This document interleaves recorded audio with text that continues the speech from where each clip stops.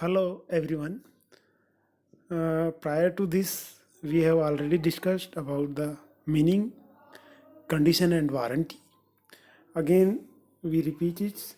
While making a contract of sale of good, buyer and seller enters into the some terms and facts of the contract, which are known as stipulation. यानी कि contract of sale of goods या माल के विक्रय के अनुबंध करते समय बायर्स और सेलर्स कुछ टर्म्स एंड कंडीशंस या फैक्ट्स को लेकर कुछ शर्तें या कुछ बंधन रखते हैं, तो वो स्टिपुलेशन या बंधन या रिक्वायरमेंट कहलाते हैं. वो रिक्वायरमेंट या स्टिपुलेशन में भी two types, that is number one condition and another is warranty. Condition stipulation essential to the main purpose of the contract, जो मुख्य अनुबंध के लिए, मुख्य उद्देश्य के लिए बहुत इम्पोर्टेंट या आवश्यक होती है. Breach of which give rise to right to treat the contract as repudiated or rejected, whereas warranty is a stipulation which is not essential to the main purpose, but stipulation is secondary to the main purpose of the contract, the breach of which gives rise to claim damages only. Let us discuss about the types of condition. What are the types of conditions? Number one, express condition. When any stipulation is inserted in the contract at the will of the party, it is said to be expressed.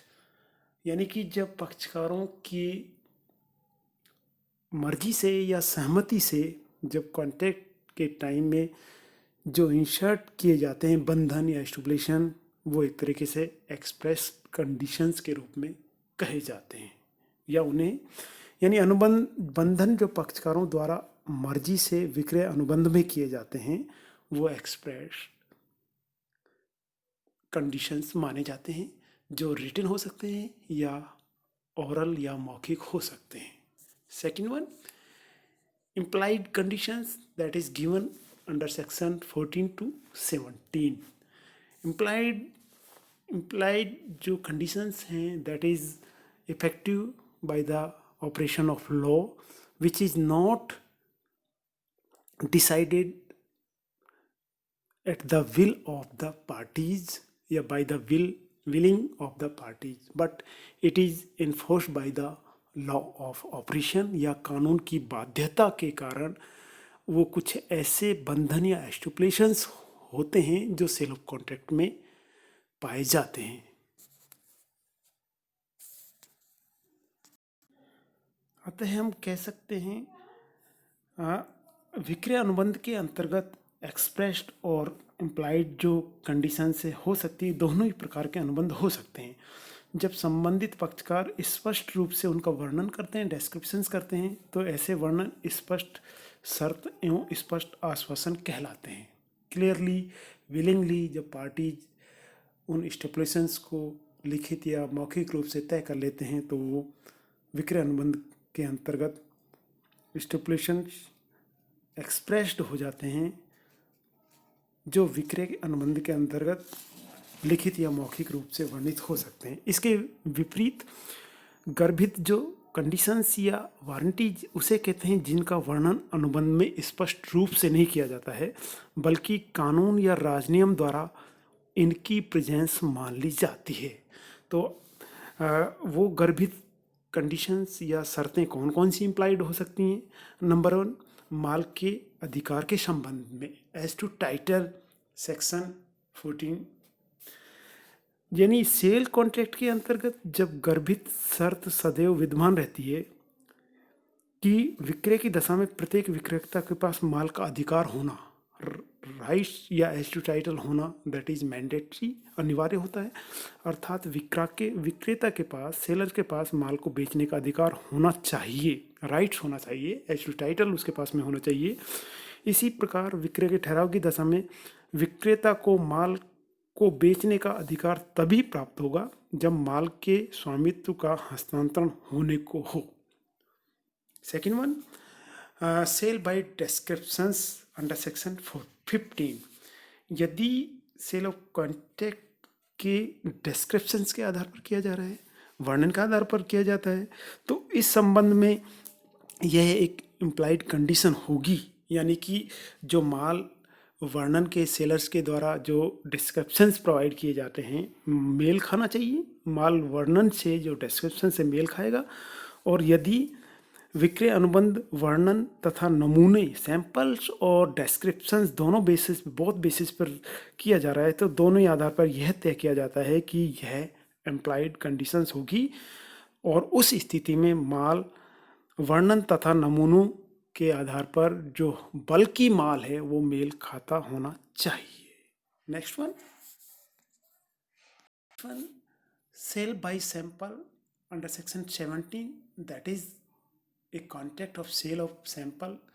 The implied condition will as follow. यदि आप किसी विक्रेता के द्वारा samples के आधार पर विक्रय कार्य किया जाता है, विक्रय कॉन्ट्रैक्ट किए जाते हैं, तो उस स्थिति में जो सैंपल प्रोडक्ट है would be correspondent with the actual product in all the aspect like as, यानी उस सैंपल के जो क्वालिटीज़ या गुण हैं उनसे वो बल्कि जो माल है जो बेचा जाना है वो किन किन चीज़ों में समान होना चाहिए। नंबर 1, कलर में समान हो, साइज में समान हो और क्वालिटी में समान हो। यदि कोई सैंपल और एक्चुअल माल जो बेचा जा रहा है और माल पहले सैंपल दिखाया गया है उससे मेल नहीं खाता है, तो उस स्थिति में बायर्स को ब्रीच ऑफ कॉन्ट्रैक्ट करने का अधिकार होता है, और उस अधिकार के तहत वो जो contract of sale of good है उसे रिपुडिएटेड या उसे रिजेक्ट कर सकता है, या डैमेज के लिए क्लेम्स मांग सकता है, या कंपनसेशन की मांग कर सकता है।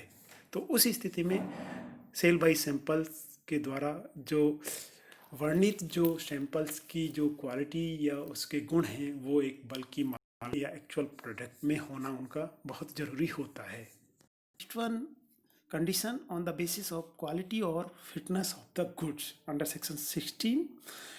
न तो वस्तु विक्रय अधिनियम के अंतर्गत न तो किसी अन्य अधिनियम के अंतर्गत माल के संबंध में कोई गर्भित शर्त होती है कि माल किसी विशिष्ट किस्म या गुणवत्ता या उपयोगिता का होगा, जब क्रेता स्पष्ट या गर्भित रूप से विक्रेता को यह आशय स्पष्ट कर देता है कि वह किसी विशिष्ट स्पेसिफिक पर्पज के लिए माल या वस्तु का क्रय कर रहा है।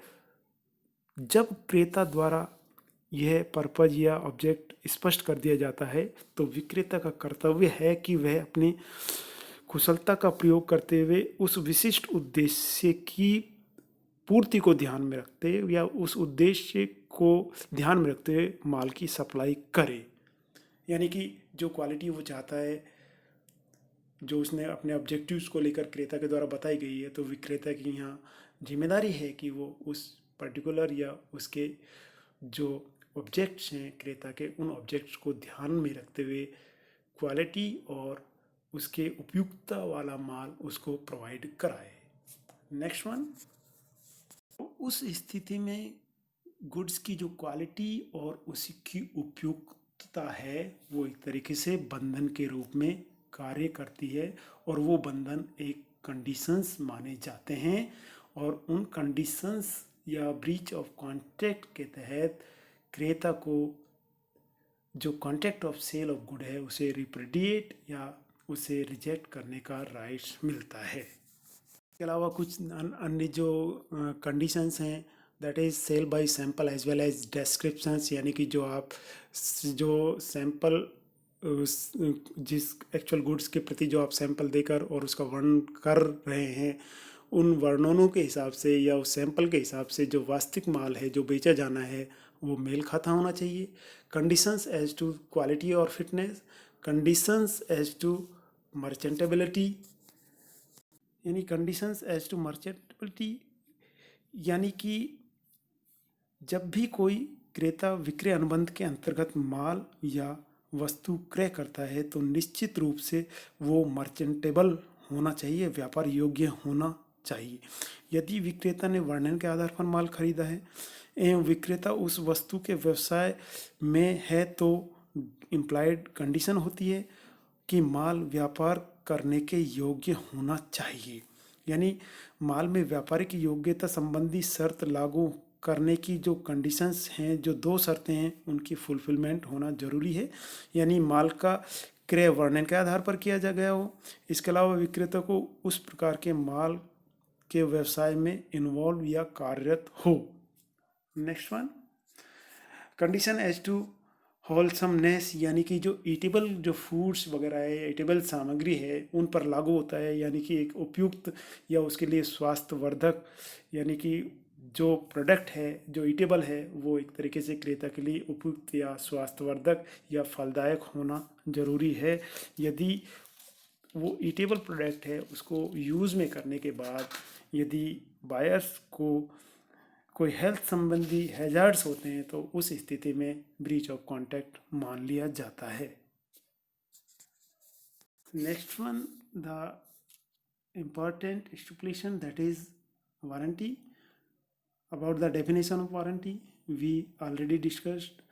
A warranty is a stipulation collateral to the main purpose of the contract, यानी कि वारंटी है जो एक तरीके से वह बंधन है जो विक्रय माल के विक्रय अनुबंध के संपार्श्विक या उद्देश्य के संपार्श्विक या सहायक होते हैं, जो उसके मुख्य पर्पज में सहायक या सहायता के रूप में कार्य करते हैं। The breach of which give rise to claim for damage but not to a right to reject the goods and treat the contract as repudiated. Now let us discuss about the kinds of warranty. Number one, express warranty. As per the condition, express conditions also, as well as express, जो express warranty is said to be expressed when the terms of the contract expressly provided for it at the time of contract. Both the parties may agree upon any number of express warranties, यानी कि जो at the time of contract के समय जब parties अपने willing या इच्छा के द्वारा जो स्टिपुलेशंस जो तय करते हैं वो एक तरीके से गारंटी या एक्सप्रेस वारंटीज के रूप में कहलाते हैं। Next one, implied warranties. An implied warranty is one of which the law incorporated into a contract of sale, यानी कि जब पक्षकार विलिंगली कोई कंडीशंस स्टिपुलेशंस तय नहीं करते हैं तो उस स्थिति में लॉ ऑफ ऑपरेशंस या कानून के प्रभावी होने से कुछ ऐसे स्टिपुलेशंस होते हैं जिन्हें सेल ऑफ गुड्स कॉन्ट्रैक्ट के दौरान पूरा करना होता है। तो एक तरीके से वो कॉन्ट्रैक्ट के रूप में या सेकेंडरी पार्ट के रूप में कार्य करते हैं। तो अनुबंध जो विक्रय अनुबंध है, जो माल के विक्रय अनुबंध के रिगार्डिंग जो स्टिपुलेशंस हैं उसमें वारंटी एक जो एक्सप्रेस और इम्प्लाइड वारंटीज हैं वो इम्पोर्टेंट भूमिका अदा करते हैं। The following are the three implied warranties. Warranty as to quiet, second one warranty against encumbrances and warranty to disclose the dangerous nature of goods. Number one, warranty as to quiet or warranty as to undistributed possession. An implied warranty that the buyer shall have to enjoy quiet possession of the goods. That is to say, if the buyers having got possession of the goods is later on disturbed in his possession, he is entitled to sue the seller for the breach of warranty. For example, यदि X purchase a second hand typewriter from Y, X thereafter spent some money on its repair, इसके बाद में जब x Y से purchase कर लेता है typewriter तो उसे कुछ खर्चा उसके रिपेयर पर करना पड़ता है। Unknown to the parties the typewriter was stolen and X was compelled to return, यानी कि इस बात की जानकारी नहीं होती है कि वो जो टाइपराइटर है वो एक तरीके से चोरी का था। Now the owner has right to return the typewriter from X. There is the breach of contract, breach of warranties here. Therefore, the X has a right to return the price or damages, but not breach the contract here. Next one, warranty against encumbrances. A implied warranty that the goods shall be free from any other or encumbrances in favor of any third party, यानी कि जो माल cell of good के अंतर्गत implied warranty वह मानी जाती है कि एक तरीके से जो गुड्स सेलर्स के द्वारा बेचा जा रहा है वो एक तरीके say that is free from any charge, और उस पर कोई तृतीय पक्षकार का कोई चार्ज नहीं है, बल्कि वो एक तरीके से सेलर्स के पोजीशन या सेलर्स के ही पास माल है जिसकी ऑनरशिप सेलर्स के पास है। और यदि इस स्थिति में सेलर्स कोई थर्ड पार्टी चार्ज जो किसी तृतीय पक्ष के यहाँ प्लेस की गई है उस स्थिति में माल का विक्रय कर देता है, तो उस स्थिति में ब्रीच ऑफ कॉन्ट्रैक्ट मानते हुए उसे ब्रीच ऑफ वारंटी माना जाएगा, और उस स्थिति में क्लेम फॉर डैमेजेस या रिटर्न फॉर मनी या recovery of money with interest buyers कर सकता है। Next one, warranty to disclose the dangerous nature of goods, यानी सेलर की यहाँ एक लाइबिलिटी है एक वारंटी के रूप में कि जब क्रेता कोई इस तरीके के प्रोडक्ट को खरीद रहा है जिसके प्रयोग करते समय कुछ सावधानियों का बरतना ज़रूरी होता है, तो उन सावधानियों को या उसकी जो खतरनाक प्रवृत्ति है गुड्स की उस प्रवृत्ति के बारे में क्रेता के समक्ष इम्पोर्टेंट जो फैक्ट्स है उन फैक्ट्स को डिस्क्लोज कर दे। तो नेक्स्ट वीडियो में हम आपके सामने differences between the conditions and warranties को डिस्कस करेंगे।